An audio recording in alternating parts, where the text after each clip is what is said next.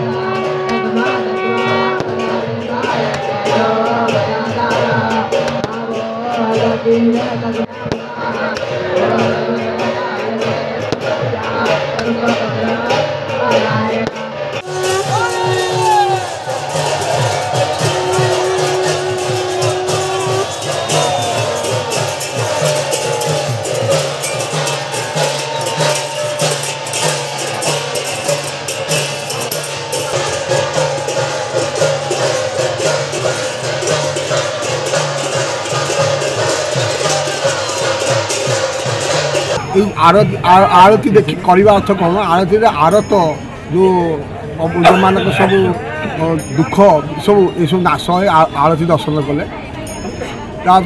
गोटे कौन यार गोटे स्वतंत्र आध्यात्मिक भावमूर्ति प्रतिष्ठित होती मार्कुस साई जो मान आमर जो साथी संघ क्लब जो आनुकूल्य जो कमटा यहाँ कर बहुत बहुत प्रशंसा करा जोड़ा समुद्र रे आरती दुई रे बर्तमान श्वेतअंगार होची मार्कंड षष्ठतम यहाँ बर्तमान आरंभ चलती या सब साईर सब बासिंदा समस्ते भी आसुँच दर्शन कर।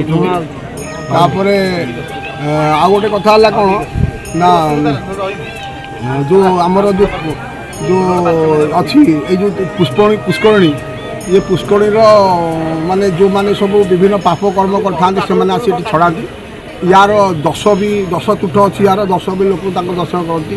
जगन्नाथंकर भी जितेबाला नवकलबल है से बर्तमान समस्ते जो आमर जो अच्छा कौन सांगना से जो दईतापति मैंने सब आसी शुद्धि हमें।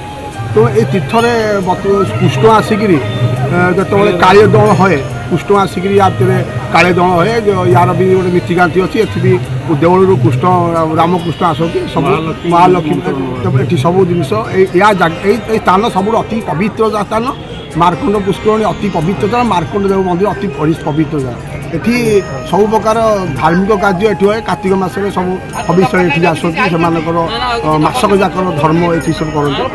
ଏ ତେଣୁ ଏଠି ଏଇ ଯେଉଁ କାର୍ଯ୍ୟ ହେଉଛି ଏ କାର୍ଯ୍ୟଟା ବର୍ତ୍ତମାନ ମାନେ ସଂସାରକୁ ଯେଉଁ ଆଳତୀ ଦର୍ଶନ କରିବା ଅର୍ଥ କ'ଣ ନା ତାଙ୍କର ଆରତ ନାଶ ହେବ, ମାନେ ତାଙ୍କର ଯେତେକ ସବୁ ବିପଦ ଆପଦ ଦୁଃଖ ଆପଦ ସବୁ ନାଶ ହେବା ପାଇଁ ଆଳତୀ ଯାଇଛି।